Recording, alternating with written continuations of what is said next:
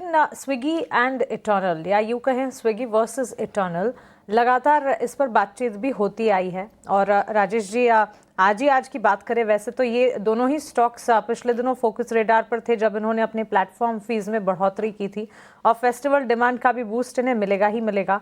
लेकिन आज के सत्र के लिए स्विगी फोकस रेडार पर रहा, इन पर्टिकुलर न्यूज़ फ्लो के लिए, क्योंकि इन्होंने अब एक नया ऐप लॉन्च किया है और टोइंग नाम से इस ऐप को लॉन्च किया गया है। फिलहाल ये पुणे के कुछ क्षेत्रों में ही लॉन्च किया गया है और प्ले स्टोर पर उपलब्ध है ये ऐप। और फूड की कीमतें इस ऐप पर, बिकॉज नई लॉन्चिंग है तो एज प्रमोशन 49 से लेकर 250 रुपये के बीच है।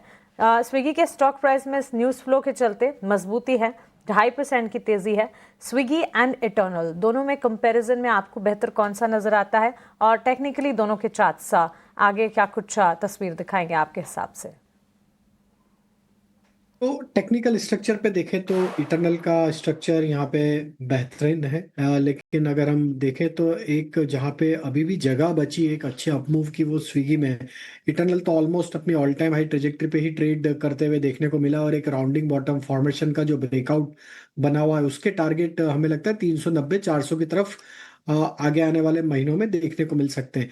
वहीं हम देखें तो स्विगी में अगर हम देखें तो एक बड़े करेक्शन के बाद स्टॉक में जो रिकवरी बनी है लोअर साइड पे, मंथली चार्ट पे देखें तो ये फोर्थ फिफ्थ कंसेक्यूटिव मंथ है जहाँ पे स्टॉक एक अपने आप को पॉजिटिव दायरे में रखने में कामयाब हुआ है। तो यहाँ पे हमें लगता है कि वापस से एक बाइंग इंटरेस्ट लौटते हुए दिखा, और ये स्टॉक जब तक अब ये 410 415 के ऊपर सस्टेन है, पॉसिबिलिटी कि ये स्टॉक भी अब धीरे धीरे यहाँ से 500 की तरफ बढ़ते हुए दिखेगा। एंड 500 के लेवल को क्रॉस करने के बाद हमें लगता है कि इसमें और भी बाइंग इंटरेस्ट लौटते हुए दिखेगा, क्योंकि अगर हम देखें तो पूरा ही सेगमेंट ये एक अच्छे बाइंग इंटरेस्ट को डिस्प्ले कर रहा है पिछले कई दिनों से। तो स्विगी में भी बाय करने की सलाह है। 415 का स्टॉप लॉस, पोजिशनल टारगेट इसमें 470 480 के।